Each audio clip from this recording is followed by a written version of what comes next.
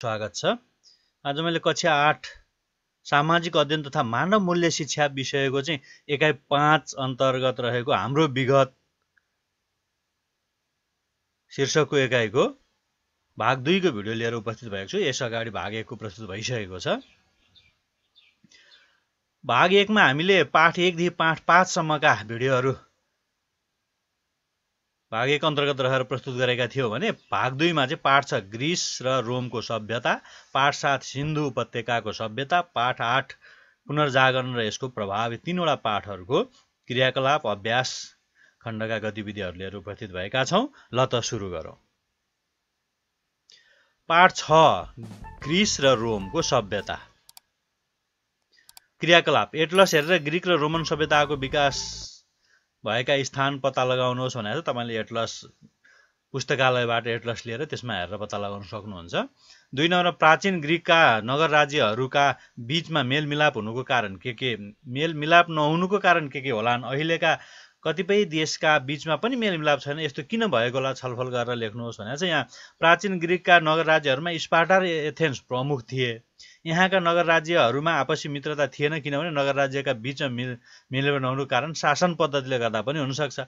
किनभने स्पार्टामा कुलीन वंशीय निरङ्कुश शासन पद्धति थियो भने एथेन्समा प्रजातान्त्रिक शासन पद्धति थियो, त्यसकारणले पनि राज्यहरूका बीचमा चाहिँ मेल नभएको हुन सक्छ। अब अहिलेका कतिपय देशमा का बीचमा पनि मेलमिलाप छैन, यस्तो हुनुमा चाहिँ अति राष्ट्रवादी सोच, धार्मिक कट्टरता, साम्राज्यवादी र विस्तारवादी सोचहरू चाहिँ प्रमुख कारण रहेको पाउन सकिन्छ। 3 नम्बरमा प्राचीन ग्रीक र रोमको राजनीतिक अवस्था र वर्तमान नेपालको राजनीतिक अवस्थाबीच तुलना गरी चार्ट पेपरमा प्रस्तुत गर्नुहोस् भनेर चाहिँ यहाँ तालिकामा दिएछ। प्राचीन ग्रीकको राजनीतिक अवस्था नगर राज्यको रूपमा रहेको स्पार्टा र एथेन्स प्रमुख नगर राज्यको रूपमा रहेका थिए प्राचीन ग्रीकमा भने स्पार्टामा निरङ्कुश कुलीन वंशीय शासन पद्धति रहेको थियो भने एथेन्समा प्रजातान्त्रिक व्यवस्था रहेको थियो। एथेन्समा संविधान निर्माण गरिएको शासन चलाउन लोकसभा र परिषदको व्यवस्था रहेको तथा लोकसभामा जननिर्वाचित प्रतिनिधिहरू रहने व्यवस्था रहेको थियो। अब नेपालको राजनीतिक अवस्थामा चाहिँ संघ प्रदेश र स्थानीय तहको व्यवस्था रहेको, 7 प्रदेश र 753 स्थानीय तहको व्यवस्था रहेको देखिन्छ।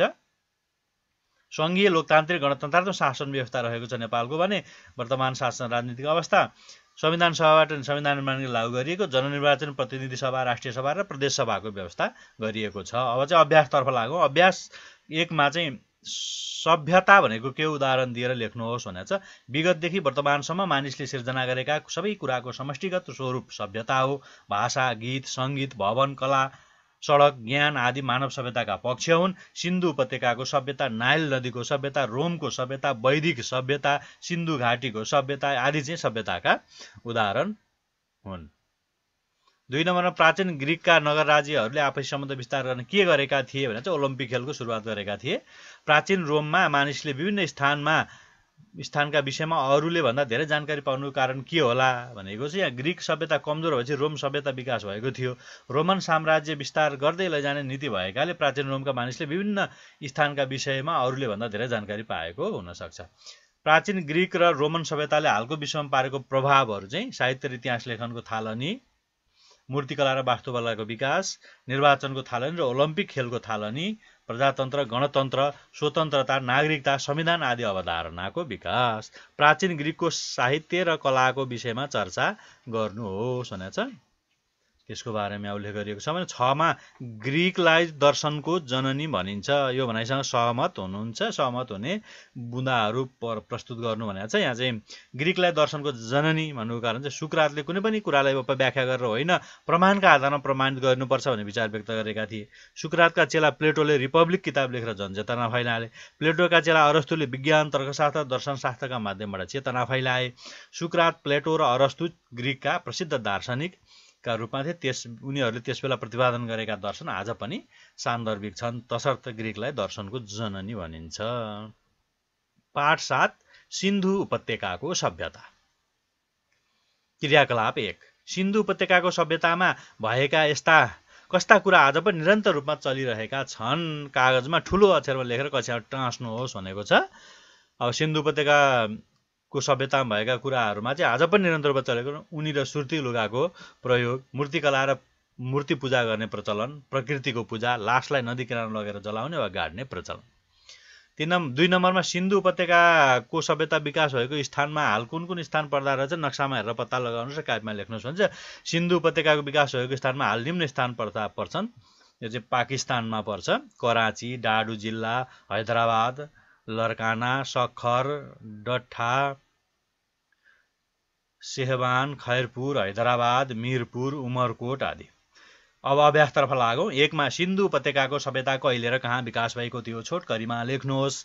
उत्तर, प्राचीन कालमा सिन्धु नदीको किनारमा मानव सभ्यताको विकास भएको थियो। हाल यो स्थान पाकिस्तानमा पर्छ। सिन्धु नदीको किनारमा विकास भएको मानव सभ्यतालाई सिन्धु उपत्यकाको सभ्यता भनेर चिन्छ। यसलाई सिन्धु घाटीको सभ्यता पनि भनिन्छ।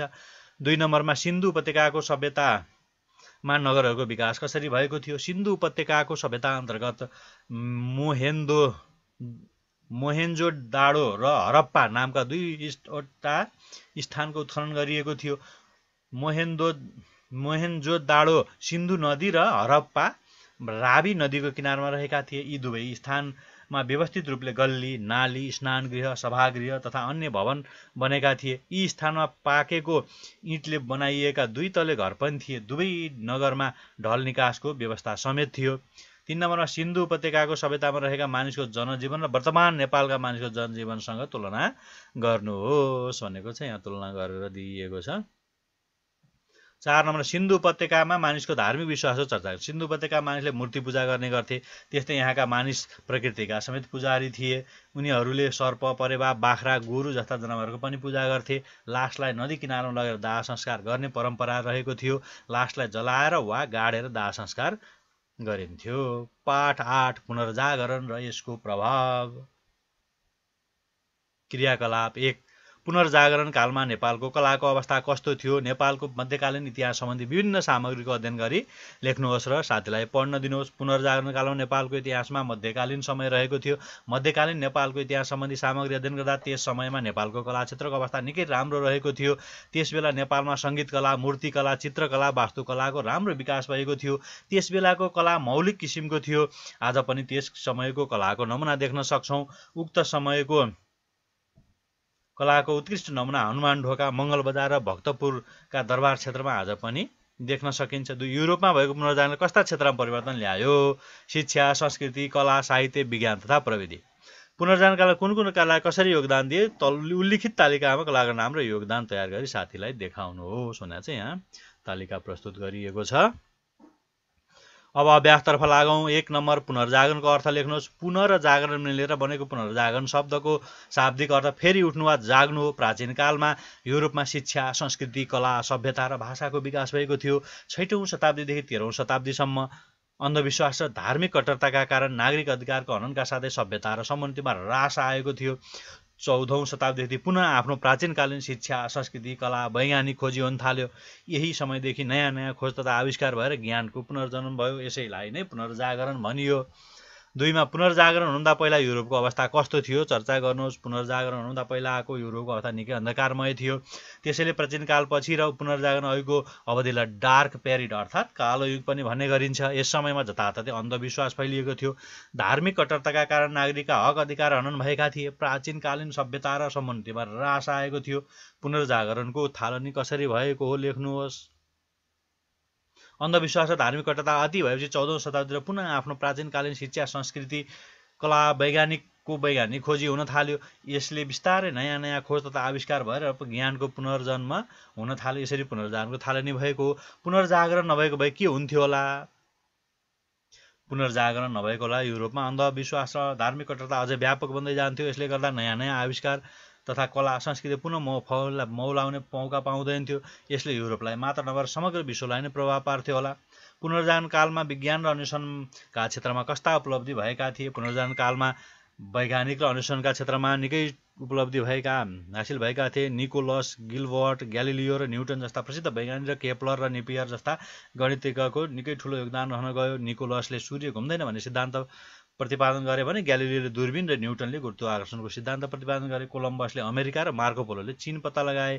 6 नम्बरमा पुनर्जागरण कालमा सिर्जना गरेका साहित्यिक कृतिहरूको चर्चा गर्नुहोस्। दाँतेको पोपपाद र सामन्तहरूको विरुद्धमा लेखिएको डिभाइन कमेडी महाकाव्य, इरासमसले the praise of the folly भन्ने महाकाव्यको रचनाले समाजको अन्धविश्वास र सामाजिक कुरीतिको चेतना फैलाए। कवि सस्पेन्सरले काव्य साहित्यमा आधुनिकता भित्र्याउने काम गरे। यसरी चाहिँ साहित्यको पुनरुत्थान भएको थियो।